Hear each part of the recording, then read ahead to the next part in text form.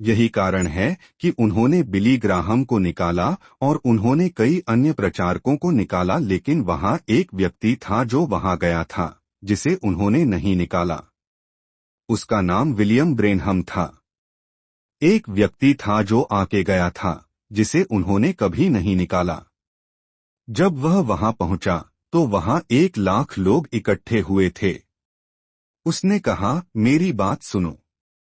यदि मैं जिस यीशु का प्रचार करता हूं वह आज रात नहीं आता और मेरे प्रचार समाप्त होने के बाद इस व्यक्ति को उसकी पूर्ण दृष्टि नहीं देता, तो मुझे बाहर निकाल दो। प्रभु यीशु आए और उस व्यक्ति को उसकी दृष्टि दी। विलियम ब्रैनहम फिनलैंड गए। वह समय याद है। एक दुर्घटना घटी। उन्होंने एक दृष्टांत देखा कि वह छोटा बच्चा फिर से जीवित हो जाएगा। वह बाहर चले गए, उन्होंने तुलना करने के लिए दृष्टांत को देखा और वह वहीं खड़े हो गए और वहां सभी साम्यवादी सैनिक खड़े थे। उन्होंने कहा, मैं तुम्हें एक बात बताऊं, अगर परमेश्वर आकर इस बच्चे के जीवन की वापस नहीं लाते जब मैं इसके लिए पुकारता हूं, तो मैं एक झूठा भविष्यवक्ता हूं, मुझे फिनलैंड से बाहर निकालो। क्या यह सही है? उन्होंने लड़के के जीवन के लिए पुकार लगाई और वह व्यक्ति जीवित हो गया।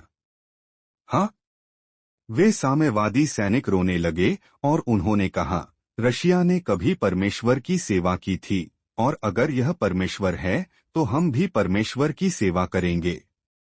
हम इस मनुष्य के समान परमेश्वर को स्वीकार करेंगे और उसकी सेवा करेंगे। हाँ सर, और यही वो चीज है जिसका इन प्राणों को इंतजार है। ये प्राण जीवित परमेश्वर को देखने का इंतजार कर रही हैं।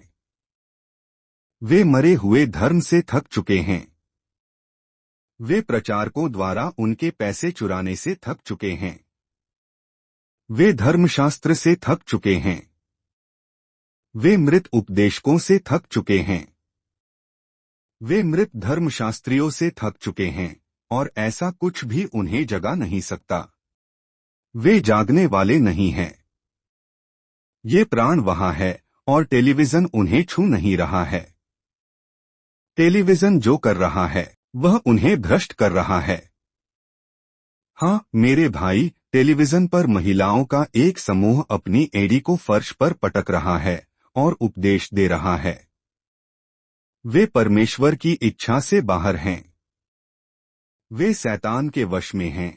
ऊंची एड़ी के जूते, छोटे कपड़े, पैंट पहनते हैं और परमेश्वर के वचन के विपरीत सुसमाचार का प्रचार करते हैं।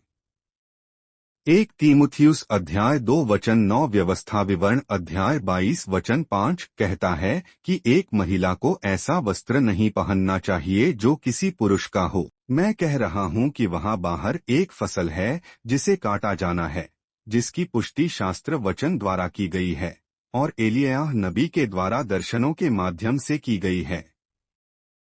मैं मलाकी 4 के अनुयायियों से पूछ रहा हूं, आप मैक्सिको में जाकर उन लोगों को क्यों नहीं छूते? आप चीन क्यों नहीं जाते?